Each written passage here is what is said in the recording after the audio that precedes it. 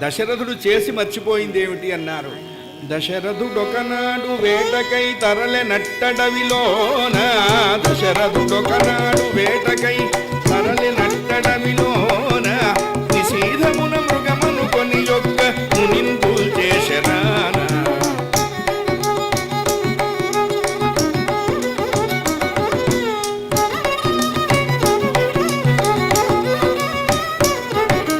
ఓ తండ్రి తచ్చిది నన్ను మొరవిని యుల్కెరేడు విరాన,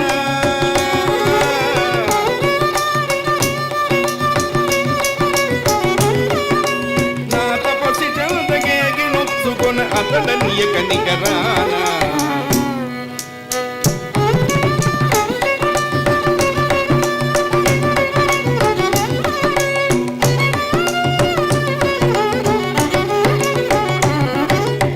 వయస్సులో ఉన్నప్పుడు వేటకెళ్ళాడు దశరథుడు, చాలా జంతువుల్ని వేటాడాడు. దశరథుడికి మాత్రమే తెలిసిన విద్య శబ్దభేది. అంటే ఏమిటా విద్య గొప్పతనం అన్నారు. వస్తువుని చూడకుండా శబ్దం విని ఆ వైపుకు బాణం వేసి ఆ వస్తువుని భేదించడం. అందుకే కొన్ని విద్యలు వస్తే ప్రమాదం, కొన్ని రాకపోతే ప్రమాదం. దశరథుడికి మాత్రమే వచ్చు. చూడండి, అంతకు ముందు కానీ ఆ తర్వాత కానీ దాని జోలికి ఎవరూ వెళ్ళల.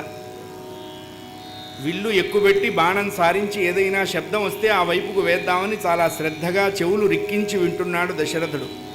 చాలాసేపు అయిన తర్వాత ఒక చెరువు దగ్గర బూడ బూడ బూడ బూడ బూడ బూడ బూడ బూడ బూడ బూడ బూడ ఏనుగు నీళ్లు తాగుతున్న శబ్దం వినిపించింది. నిజంగానే మన చెవులే మనల్ని మోసం చేస్తాయి, మన కళ్ళు మనల్ని మోసం చేస్తాయి. ఇంద్రియాలు ఎంత తొందరగా మనల్ని మోసం చేయాలో అంత తొందరగా మోసం చేస్తూ ఉంటాయి. అందుకనే ఎప్పటికప్పుడు మనల్ని మనం చూసుకుంటూ ఉండాలి. ఏనుగు నీళ్లు తాగుతున్నది అనుకున్నాడు, బాణం వేశాడు. ఏనుగు అరుస్తుంది అనుకున్నాడు, ఏనుగు అరవలేదు. ఓ తండ్రి హరి, తండ్రి అనేటువంటి కేక వినపడేటప్పటికల్లా ఉలిక్కి పడ్డాడు దశరథుడు. శరీరం అంతా కూడా చెమటలు గమ్మింది. గబగబా బాణాలు విల్లు అక్కడ పెట్టి పరిగెత్తుకుంటూ చెరువు దగ్గరికి వెళితే ఒక భయంకరమైన దృశ్యం దశరథుడి హృదయాన్ని పిండి పారేసిందండి.